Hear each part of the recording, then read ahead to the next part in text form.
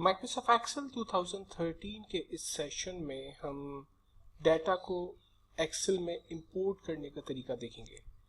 मिसाल के तौर पर अगर आपके पास डाटा एसक्यूएल में मौजूद है, नोटपैड पे मौजूद है, CSV फाइल है, आपके पास डाटा माइक्रोसॉफ्ट एक्सेस के अंदर मौजूद है, वेब बेस्ड डाटा है, और अगर आप उन डाटा को एक्सेल के अंदर इंपोर्ट करना चाहते हैं तो ऐसा करने के लिए आप डाटा के टैब में आकर गेट एक्सेल डाटा की कमांड का इस्तेमाल करते हैं।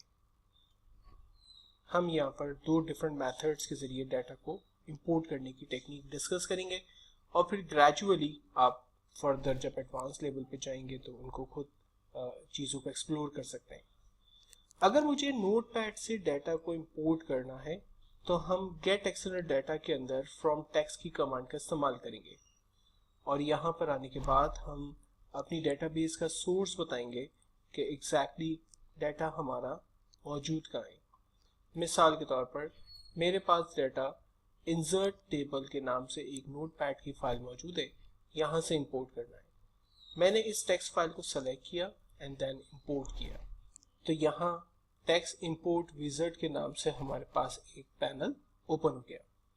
आपको याद होगा हमने टेक्स्ट टू कॉलम की कमांड को सीखा था, वहां पर भी हमारे पास डिलिमिटेड फिक्स विड्थ की कमांड का ऑप्शन अवेलेबल था और हमने वहां पर फिक्स विड्थ को देखा था, जबकि यहाँ अब की बार हम डिलिमिटेड की कमांड को चेक करेंगे।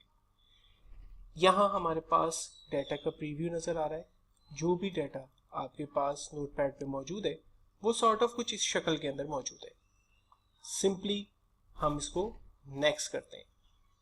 जो डाटा हमारे पास इंपोर्ट हो रहा है, अगर हम इसको सेपरेट करना चाहते हैं तो डिलिमिटर्स में हम इसको टैब बेस सेपरेट करना चाहते हैं। हम चाह रहे हैं हर जहाँ पर स्पेस मौजूद है वहाँ से फिर एक टैब जनरेट हो और नेक्स्ट टेक्स्ट जो है वो नेक्स्ट टैब के बाद नजर आए।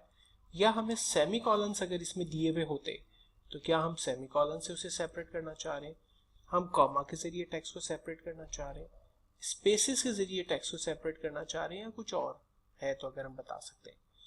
फिलहाल तो मैं कहता हूं कि नहीं, टैब बेस जो इसमें दिए हुए हैं उसकी मदद से डाटा को सेपरेट करें एंड देन फाइनली हमने से नेक्स्ट किया।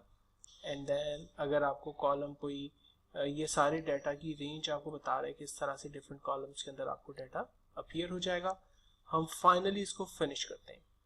जब हम फिनिश करते हैं तो हमसे ये सवाल करता है कि ये डाटा आपको इसी वर्कशीट के अंदर देखना है, एग्जिस्टिंग वर्कशीट में देखना है, ये एक न्यू वर्कशीट के अंदर देखना है। और add this data to the data model, ये बहुत ज़बरदस्त कमांड है जो कि एडवांस लेवल पे हम इंशाल्लाह फिर कभी डिस्कस करेंगे। लेकिन फिलहाल जो है वो हम इसी शीट पर अपने डाटा को इंसर्ट करना चाहते हैं एंड देन ओके करते हैं।